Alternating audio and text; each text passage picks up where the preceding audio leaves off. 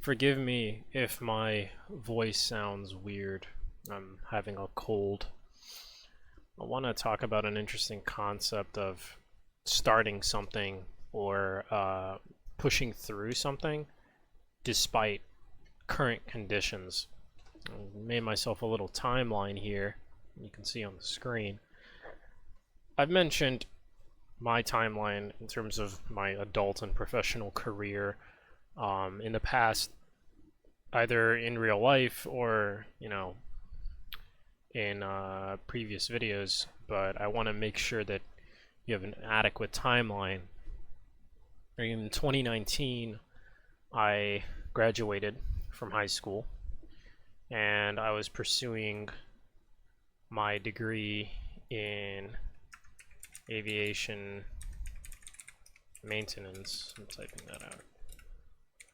Right, I was doing that whole thing. That's when I started in fall of 2019. Graduation from high school was in the summer. From I want to say August of 2019 to about March of 2020 when COVID started. It was a movie. That shit was crazy, bro. It was pretty fun. It was pretty fun.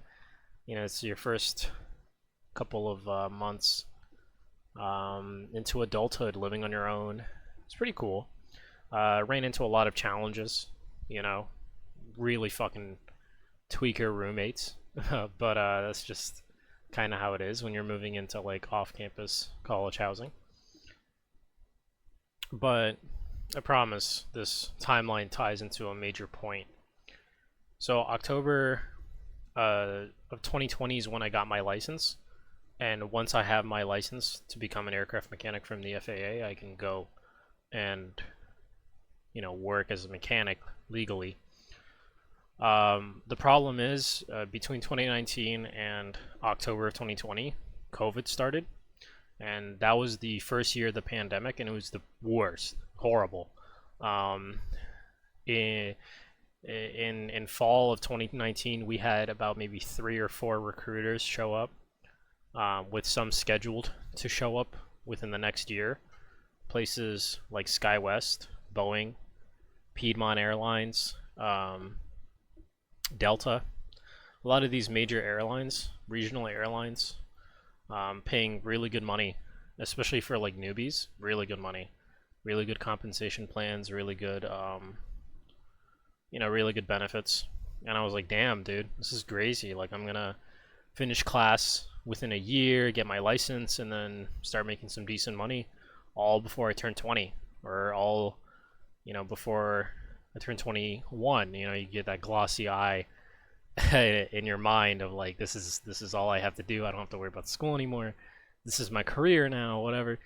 And then COVID happened, and nobody wants to pick up the phone. It got so bad that the recruiter for Piedmont Airlines that they sent us actually lost his job because they didn't know when the pandemic would end, and they didn't know when they would need to reinforce their workforce because travel went into the toilet. That's B point. So between B and C, which is C on the timeline, is kind of like spring of 2020. Well, hold on. No, I need to actually make a different one. But C is my transition into IT in 2021, professionally. But I started my associate's program in the spring of 2021, and I had to make that pivot. Now, I'm not going to lie to you. The time period between October of 2020 and spring of 2021 was a shit time. Very shitty time. In fact, I would extend, relatively speaking, aside from a foreign travel to a wonderful, wonderful country, 2021 sucked up until September, when I actually found legitimate employment in a field that wasn't in the toilet. And this is me transitioning out of aviation maintenance because during COVID it was in the toilet. So in C on the timeline, it's still in the middle of COVID. It's kind of winding down, but it's still in the middle of COVID. But You know, I wasn't getting any emails from any job recruiters for aviation, nothing.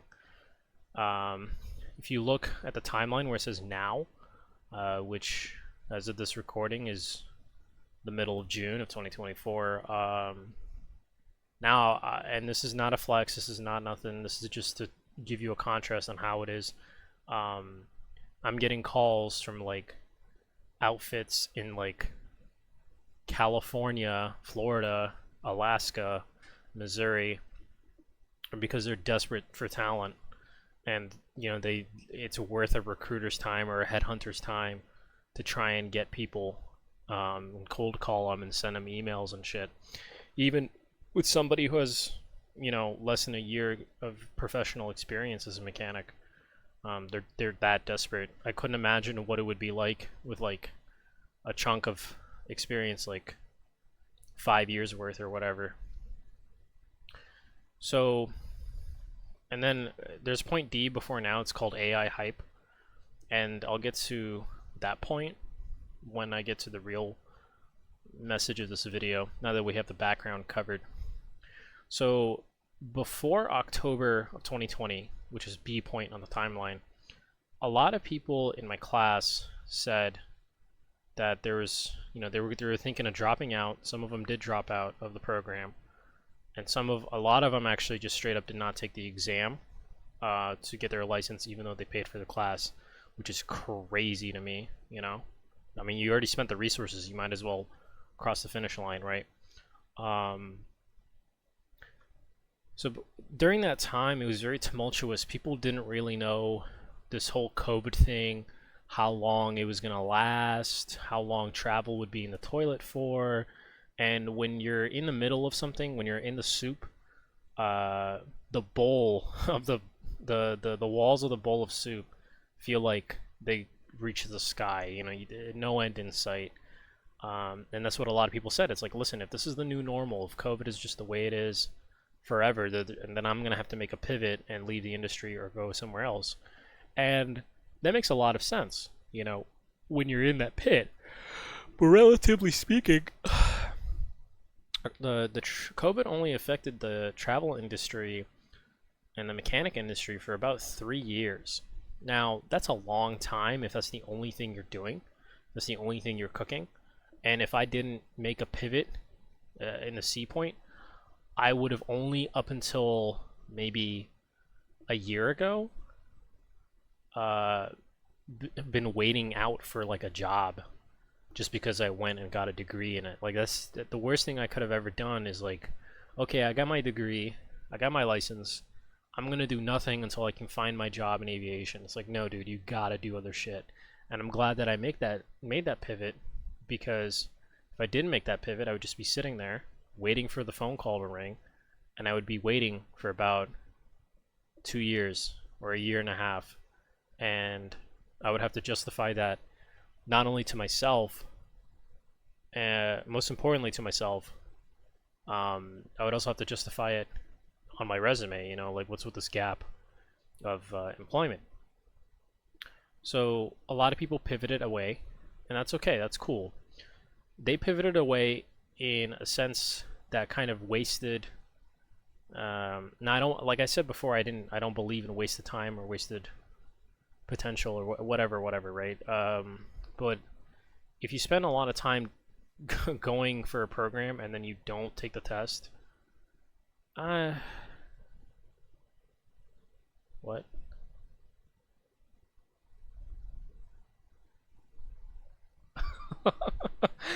I just got the craziest text. Okay, that phone is going face down. Oh, people are so funny. Okay, so where was I? You have to make that pivot. Something. Shit. Transitioning into IT. Yeah, yeah. I don't believe in wasted effort. You know, I'm sure you could get something out of every single second you spend learning something, or going through an experience. But if you go through university and you're ready to apply or take the MCAT and then you just say, never mind, and then you do nothing else with the university experience that you did to prepare for the MCAT, I mean, what else are you going to call it besides just not a waste of time, but a waste of effort, a waste of resources? I mean, you are wasting it in a way, and that's what they kind of did. For various reasons, you know, maybe they got cold feet, maybe it's something that I don't understand, and I'm judging them too harsh for. Who knows? You know, they all have different stories. I feel like if you're gonna make a pivot, you should have done it the way I and some other people did, where they got their license, you know, they completed their demarcation point and then they deviated into something else. That way, you know, when COVID goes away and the market recovers, you have this job or this career path that you can use as a fallback plan, right? And that's the biggest point that I'm trying to illustrate here. The overarching point is that when you're in the soup, when you're in the middle of COVID, when the job market in aviation is dead, it's really tempting to just say, yeah, there's no point in getting the license. You know, aviation's kind of dead. Whatever. I'm gonna go do something else. It's really tempting to say that. But at the same time, if you made it this far, why not get the license? Because you know at some point COVID will recover anyway, right? You're basically like, it's such a weird argument to say that this thing is such a paradigm shift in society that it's going to completely negate or nullify the need for aircraft infrastructure and the maintenance of aircraft infrastructure, right? Obviously not. Obviously, this is retrospectively thinking or retrospective observations, but we recovered from COVID. Planes are flying. Travel is not only back, but it's back and better than ever before. I mean, if you want to make money, aviation's right there, you know. But when you make that judgment call in the middle of it, it's kind of tempting to just say, fuck it, it's not worth it. The reason why, okay, so think about that. Think about that sort of framework that I had to deal with in the middle of COVID. Now, I hear a lot of people who are either in IT or thinking of going into IT say the exact same shit about this AI thing, right? So I just put a blue box around that timeline, right? So this whole AI hype during point D started. Everyone's talking about NVIDIA, everyone's talking about, you know, oh, AI is gonna replace your job and this and that, and we're a little bit in the middle of this new AI era or whatever, even though it's been here for a long time. You know, we're in this new AI era, and NVIDIA is the #1 stock, and all these tech companies are investing heaps of money into infrastructure for training machine learning languages and shit. You have people who are saying, oh, well, this is the death of, you know, being an IT professional. This is the death of I don't know, not just IT in general, but like, oh, this is the death of programming. This is the death of, you know, cybersecurity. This is the death of whatever. And it's like, are you sure you're not making the same judgment call that the people who were in the middle of COVID talking about aviation were doing? Like, how sure are you that that's not the case? And the reason why, you know, people might say, oh, you're comparing apples to oranges. You're comparing a pandemic, a global pandemic, to like a fundamental shift in how we view technology. Yeah, it's not the same. However, I'm sure like both concepts are not the same. What I'm comparing, however, is how Group A of people who thought that COVID was going to be a social paradigm shift, and Group B, people who think that AI is going to be a social and labor paradigm shift, are kind of making a similar argument in the sense where they see a situation, the ever-present situation that they can't control, and they're making a judgment call towards their career on that aspect. Now, the thing I don't understand about the people who are making the AI argument is, okay, if you're saying that there's no job that's safe to AI, what are you going to do? Right? What are you going to do? Are you just like going to sit there and do nothing? Because you could say the same shit about robotics, right? You could say the same shit about a lot of other automated, a lot of other processes that could be automated, and it's just kind of asinine. I feel like the people who spread the most doom and gloom about AI are the people who are somewhat the least in tune to what's going on with AI. Maybe this sounds tone deaf, but the most fundamentally groundbreaking thing that I've seen with AI as of now is AI that is basically just acting as an assistant to human thinking, human processes, and human jobs. For example, if you're a software developer, well, maybe AI is not going to take your job because you can't write the code for you, but Microsoft Copilot, which is AI-driven programming, could help you as you're programming complete ideas and stuff like that. Kind of like a auto completion when you're like, when you're writing an email and you're like, thank you for your, and then it says, oh, are you going to say time? Hit tab if you're going to say time. It does that. That's what Microsoft Copilot effectively is doing for people who are software developers. Now, I think you have a very interesting dichotomy here, because we have a strange impasse between 2 points, right? You have supply of new. Okay. How do I illustrate this? Okay. I disagree with this concept that I'm about to write. The reason why getting into soft dev, and this is somewhat of a side tangent, but the reason why getting into soft dev is hard right now is because of AI. I don't think that is that true. I think in order of truth, or in order of like magnitude of how much this is like the reason why it's hard to get into soft dev, is like order of magnitude 100, right? Or actually, maybe it's 10. Maybe companies are saying, maybe this AI thing is gonna allow us to reduce our workloads and reduce our teams, so we're not gonna hire as much. Maybe that's a 10. I think the number one reason is a tie for a lot of different things. One, right? Economic, or hold on, macroeconomics. Money is tighter. Future is more uncertain.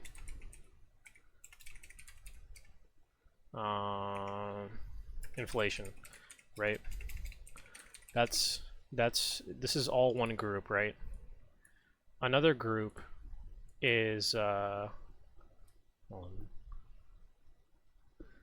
Another group of reasons would be mass influx of new grads to soft dev jobs. If you compare the amount of new grads that are coming in from software development to the amount of new grads that are coming in to software development, like from now, from like 2016, it's like 3 times as many. Like there's so many people that are rushing into software development because it's like its own little mini gold rush, and the people that are selling the shovels are like LeetCode and all the colleges that are selling degrees and shit for software development.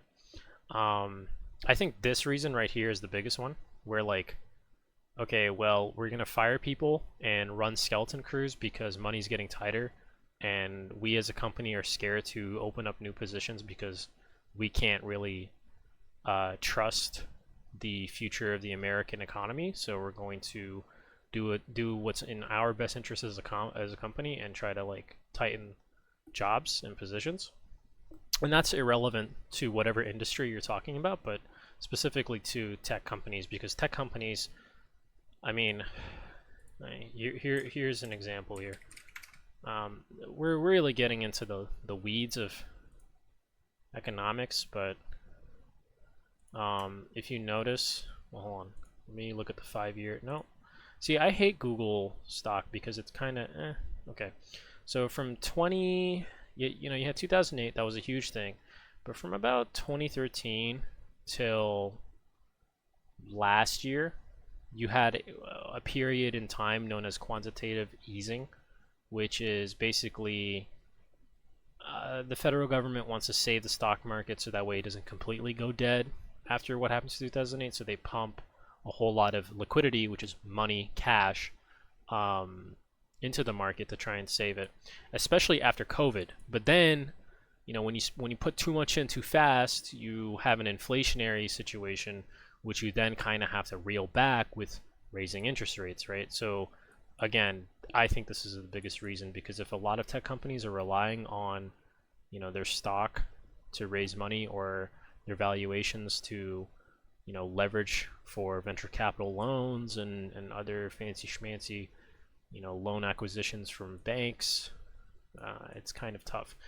Not to mention the fact that a lot of the banks that they would normally get money from are also scared of the economy, so they're going to put their money into more financially solid investments, such as real estate, which is why I can't afford a house right now. you know. But yeah, that's its own side thing, right? You also have a massive influx of that. But I also think that, although maybe AI is a reason, these things are like huge compared to the whole AI speculation as the biggest reason why, as to why you can't get a soft dev job or a tech job right now. It's AI happened to get hyped up, in the middle of all this economic shit going on and a huge influx of new grads. Okay, so back to this point here. Okay, well, to anyone that would make the argument that, like, dude, tech is different than your aviation shit, paradigm shifts occur, and labor, yada yada yada. Okay, fine. Here's a paradigm shift, right? Well, let me set the stage for a previous paradigm. Let's look at Cisco Systems stock. I think this is the best example for this, right? During the 1990s to about 2000 to 2001, you had a thing known as the dot-com bubble, where everybody with a dot-com address and any company that may or may not make profit will just have a dot-com, get an IPO on the stock market, and just slam dunk a whole lot of money. Okay, great, that's fantastic. But here's the issue. If a company doesn't make money, once the bubble pops, it's gone.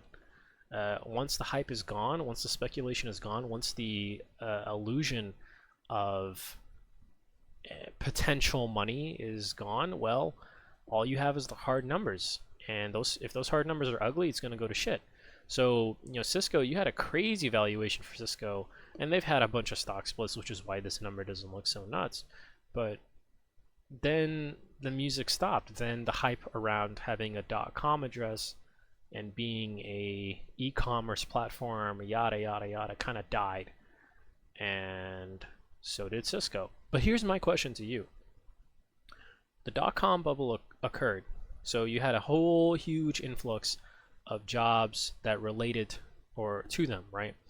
IT jobs in general, web developers, network administrators, all this other kind of shit. Did they go away when Cisco went kaput, basically kaput, right? The answer is no. Now, did they go into a lull? Yes, much like aviation jobs went into a lull during COVID. Tech jobs after the dot-com bubble also went into a lull. That also occurred in 2008. It doesn't matter what career you're really in, it's cyclical, right? It's very cyclical. So when people look at me and they say, oh, AI is this huge paradigm shift in tech, there's no point in studying or pushing for tech. Okay, fine, let's backtrace. If you're here in 2002 telling me the dot-com bubble's over, the internet is just a joke now, it doesn't matter, whatever, there's no point in studying for tech. Well, if you started your degree program in 2002, 4 years later, In 2006, AWS was invented, and henceforth cloud computing took over and stole the show. So maybe with Nvidia, and don't mind this drop. This is just because they did a stock split, right? It's just a technicality with the chart. But maybe with Nvidia, we're seeing a sort of run up that Cisco had, a sort of, oh my god, paradigm hype, and then when the AI bubble pops, people realize that you can't really make money on it and funding goes away, but the technology's still there. Then, I mean, you tell me what it is that what it is that really occurs. Here's the point. No matter the noise, no matter the bullshit, no matter all the stuff that could happen, that would happen, that should happen, they're going to take this job, they're going to take that job, it's a whole lot better than just sitting around. It's a whole lot better to push through it than just sit around, because 4 years are going to go by, 5 years are going to go by, 8 years are going to go by, and if you're just sitting around, then it's not going to be fun. But if you pushed a career that you may or may not see as much of a return on, you're gonna have a tendency to FOMO and be like, oh dude, I wish I did this, I wish I did that. The reason, like, I hear people say that all the time, I wish I bought Nvidia. You're only gonna ever say that when you see the hype, when you see the explosion, right? No one's saying that shit, I wish I bought Nvidia in 2010. No one, like, let's be real, it's all retrospective thinking. But like I'm bad at predicting the future, I'll be honest with you. I truly am. Which is why I've realized that the more you sit around trying to predict the future, you might be right, you might be wrong, but you might not get anywhere. So why not just push through it anyway? Why not just learn tangible skills that no matter what economic scenario occurs, cannot be taken away from you? I hope you kind of get the overall message and point that I'm trying to illustrate here. Have a lovely day. God bless.